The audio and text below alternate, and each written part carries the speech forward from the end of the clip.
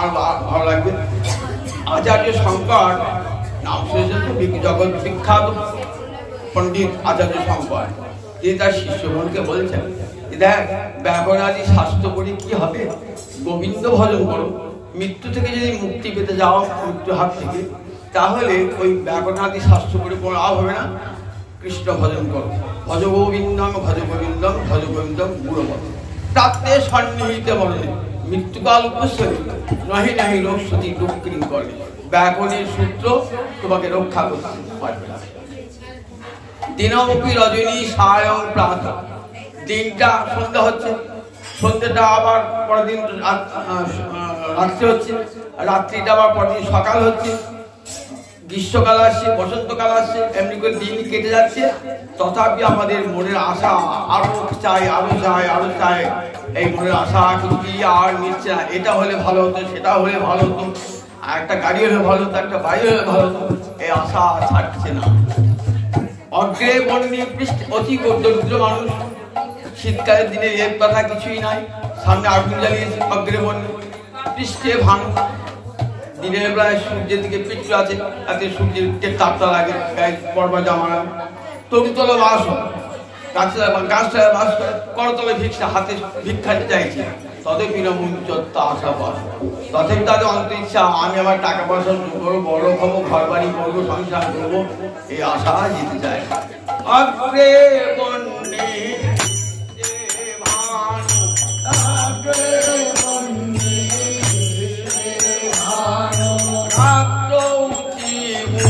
সমর্পিত জানো,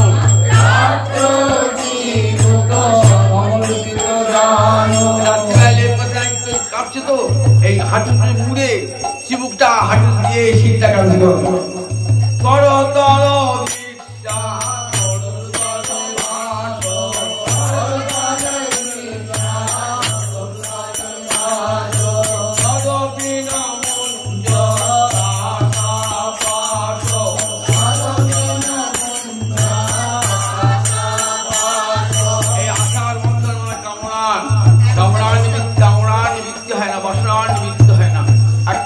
করতল এই জন্ম হলো না, পরের জন্মে যে কত প্রকার মানুষের বাসনা, যে আশার বন্ধন মানুষকে ছাড়তে চায় না, মায়া যাওয়া তো।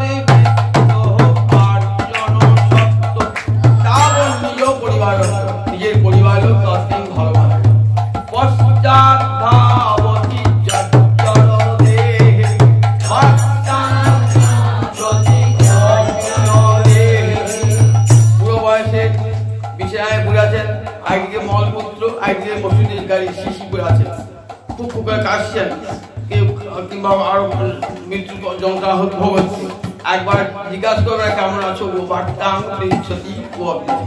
এই কঠিন সংসারে পড়েছে, তথাপি আমাদের মুখটা গোবিন্দের লিখে যায় না। যাবদে বিদ্য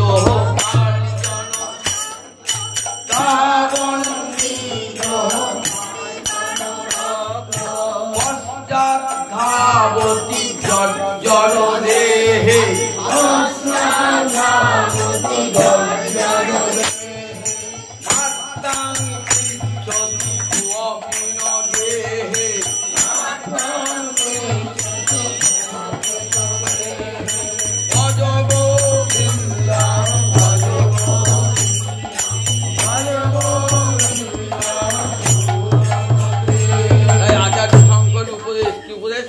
ভগবদ গীতা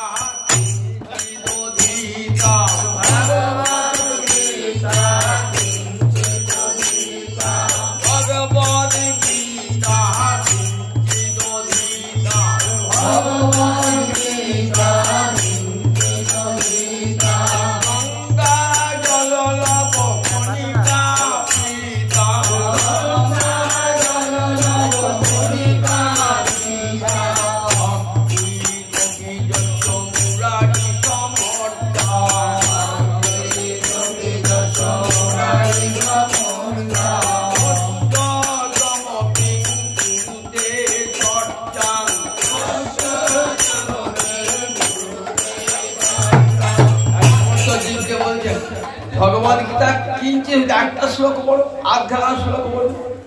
কি গঙ্গা জললব কণিকা পিতা, এক বিন্দু গঙ্গা জল পান করো, আর একটা তুলসী পাতা চন্দনে শিখিয়ে গোবিন্দ চরণে অর্পণ করো। তোমার তার কাছে ঘেঁষবে না। তো সজতে চর্চা ভজ গোবিন্দ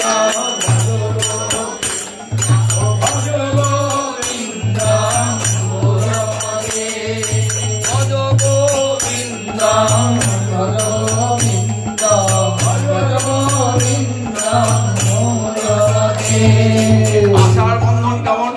অঙ্গং গলিতং গলিতং মুন্ডং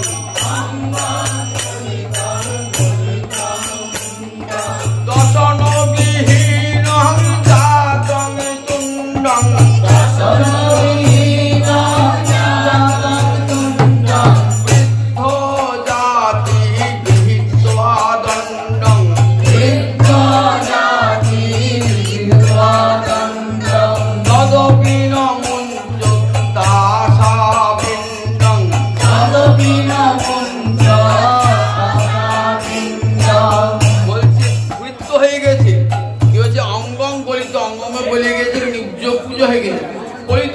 মাথায় একটা চুল নাই বা চুল পেকে দিয়েছে।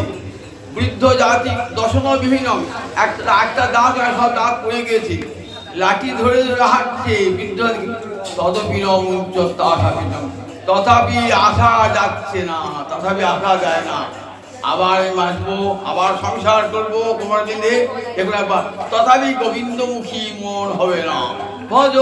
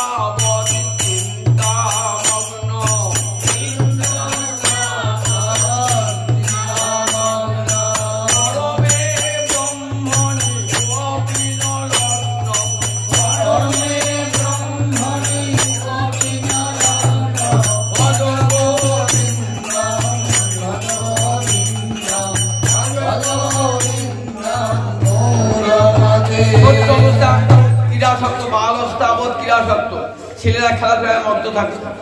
যে যৌবন এলো তখন তরুণ তরুণীর দিকে আকৃষ্ট, তরুণ আর বুদ্ধ হলো তখন সংসার চিন্তা চিন্তা নানা প্রকার চিন্তা। এই ছেলেটা মানুষ পৌঁছেটা খেতে পারছে না, ছেলেরা জমি জমা থাকবে, মারামারি করবে কিনা, ভার হবে কিনা, এই চিন্তা ভাবনা চিন্তা ভাবনা। নিজের সৈন্যের মন নিয়ে সংসার নিয়ে চিন্তা ভাবনা। পরমে ব্রহ্মণী গোবিন্দ। তাহলে এই যে সারাটা জীবন যে কেটে গেল, একদিন তো গোবিন্দ ভজন করলাম না, ছেলেবেলায় খেলা করলাম, যৌবনের তরুণী রসঙ্গে মারলাম, বৃদ্ধ বয়সের চিন্তায় মগ্ন হইলাম, গোবিন্দ ভজন তো হলি না। জীবনটা এলো, জীবনটা কিছু গোবিন্দ সেবার জন্য, তো সে জীবনে কিছু হলো না। এই ভজ গোবিন্দ ভজ ভজ গোবিন্দ ভজ গোবিন্দ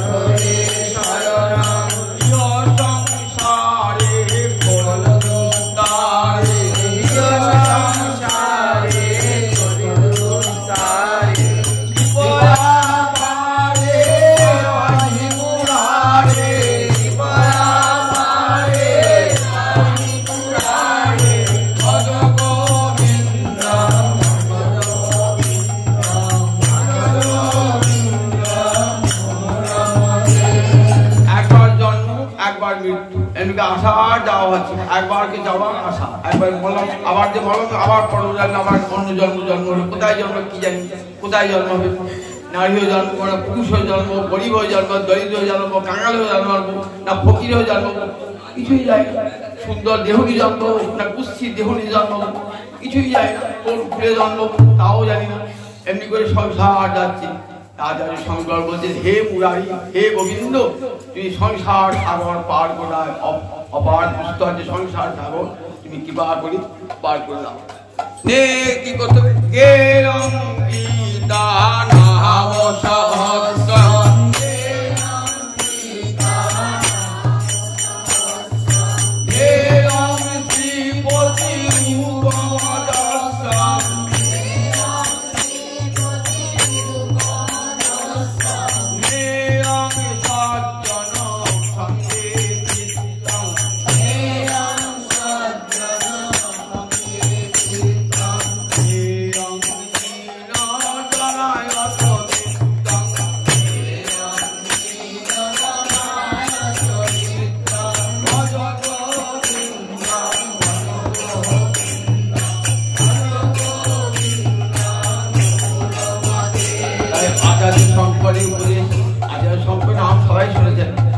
বৌদ্ধ ধর্মের প্লাবনের গোটা ভারতবর্ষ হয়ে যাচ্ছিল, তখন হিন্দু সনাতন ধর্মকে রক্ষা করেছেন আচার্য শঙ্কর।